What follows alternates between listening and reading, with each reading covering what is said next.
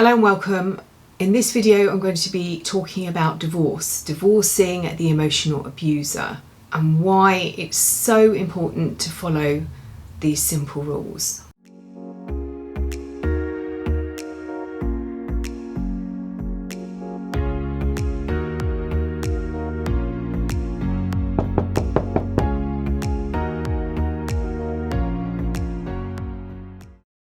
Hello, my name is Elizabeth Goddard from Revive Your Soul, and on this channel I talk about untangling from the invisible chains that hold you within a relationship, getting closure.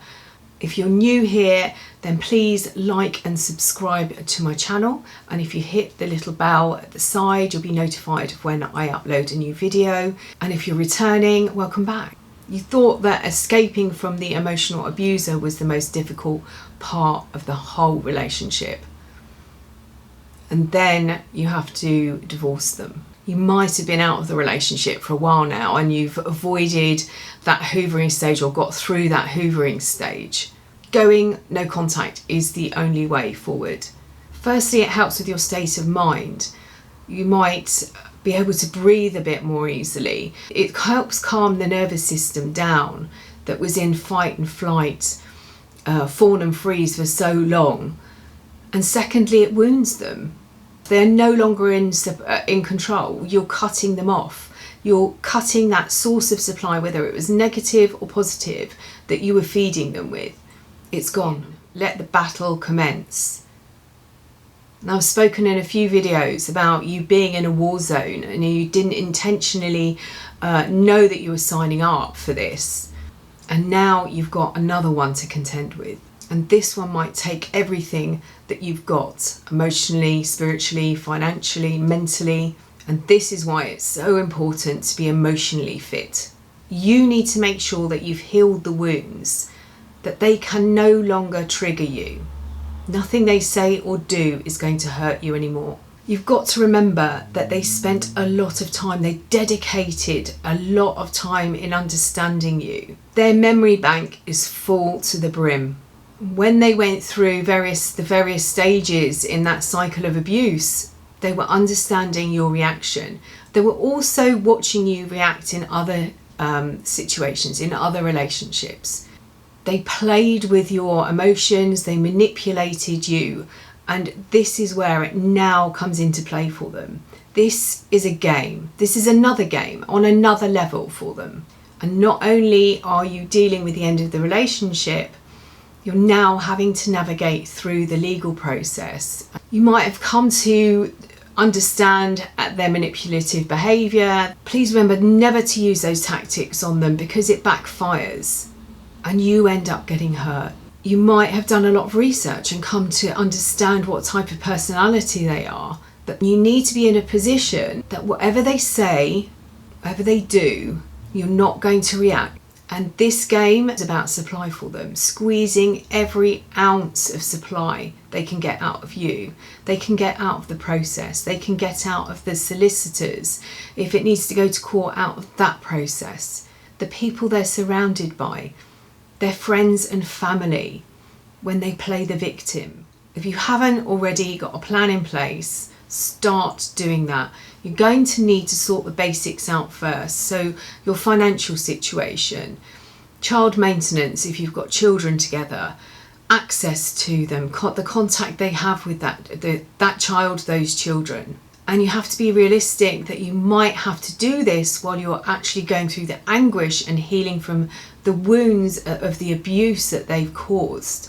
They will not be wanting to give you or hand back the power they took from you.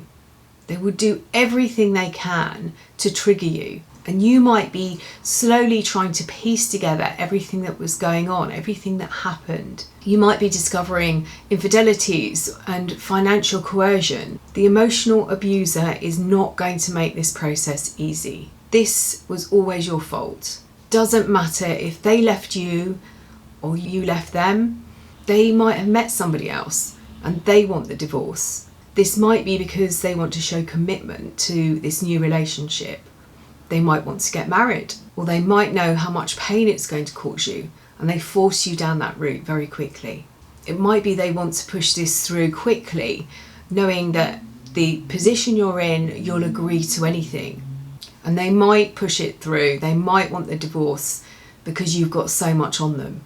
And they can control the narrative, they can control what's being said, they can control why the marriage broke down. When you want a divorce, it's completely different. They'll do everything in their power to stop you. They don't want you to be in control. And they will ignore you and your solicitor, if you've gone down that route, for as long as possible. They use this process as a way of controlling you. They use it as a way of getting attention.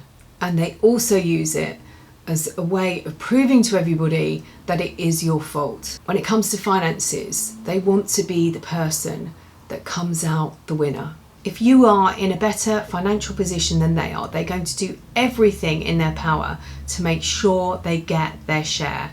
It might be that during the relationship they manipulated you financially, but what is left, they will want their share. If they are in a better financial position than you, they will do everything in their power to make sure it is hidden or it's spent, it's moved somewhere. In this relationship, and it doesn't matter what element it was, what was yours was theirs and what was theirs was theirs. They need to come out of this the winner. They are the victim, you only wanted them for their money. You might not have even realised you were supporting them financially and they were using their money on them. I've spoken to so many women that have been wandering around in old shoes, old clothes, spending all their money on the family and on the children, and their partner was spending it on themselves and their lifestyle. When they enter into the divorce process, it provides them with so much. They get a chance to tell everybody how awful you are if you've gone no contact and their attempts to contact you have been futile. It's now their chance to trigger you again, to triangulate again, to demonise you, to get the reaction that they weren't getting when you cut them off. They can use this process to parade again in front of their friends and family and declare how amazing they were to you, what they did for you, and this is how you repay them.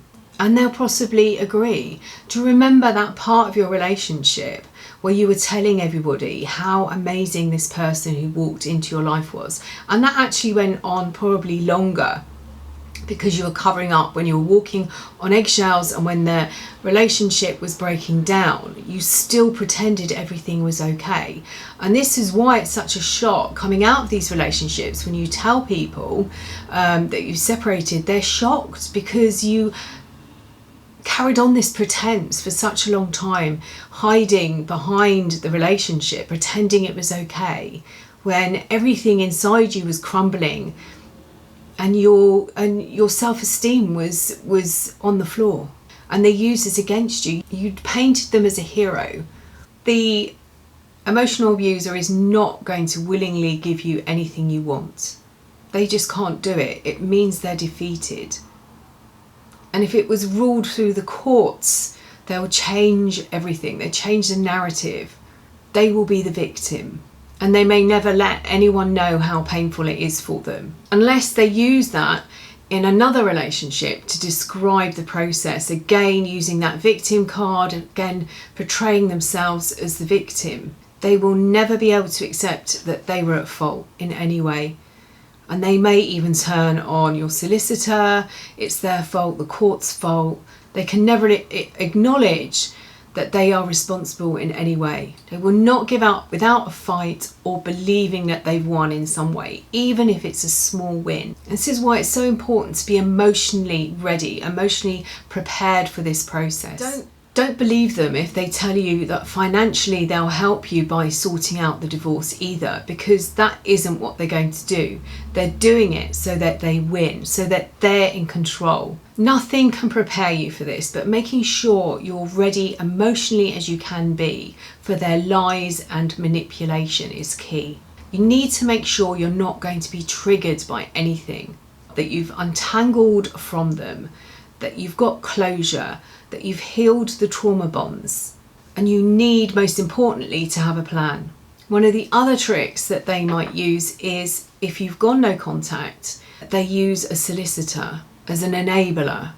And sadly, if that solicitor isn't used to manipulative people and believes the stories and the lies that they're being told, they will quite happily go ahead and take that role on. You might find yourself being triggered by the emails turning up at 5 to 6, or even worse, 5 to 6 on a Friday, leaving you to struggle emotionally over the weekend or overnight, not sleeping, wondering what you can do.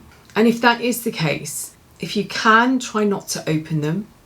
And if you open something, don't respond to it straight away. By being emotionally ready for this, you're not going to be triggered. But you can do things like moving your phone or your laptop or computer out of the room and putting it where you can't get hold of it. Trying some breathing and grounding exercises. If you're being triggered, and this will be deliberately, you go straight up to your brain, the monkey brain. You go into fight, flight. The stressors, they want you to react. This is what makes it fun for them. This is where they get their supply from. Remind yourself you're safe now and that your life is not in danger. Pick your battles, and as part of your plan, make sure you know what you're willing to let them win on, but save that for your arsenal. Remember, you're on a battlefield and you need to make sure you've got enough ammunition to see you through to the end. So if you found that helpful, please like and subscribe if you haven't already. I have a group over on Facebook called the Divorce Sanctuary. It's a safe place to tell your story, to be heard through all of the lies that are going on, to be supported, to be nurtured, and to do that healing. If you're able to stop that process of divorce and get yourself mentally and emotionally ready for what's going to happen, then do so. But just be careful if they are hiding any financials. Make sure you've got a good team around you, not just a team that you're paying, solicitors or divorce consultants. Make sure you've got a good support network, people that have been through what you've been through, that can help you pick through, particularly those, oh my God, those evening emails and those emails that arrive on a Friday, that it's too late to contact someone. You can't do anything. You're left overnight being upset. And don't tell the other party, the other solicitor this, because they use that to their advantage. Sending you loads and loads and loads of love.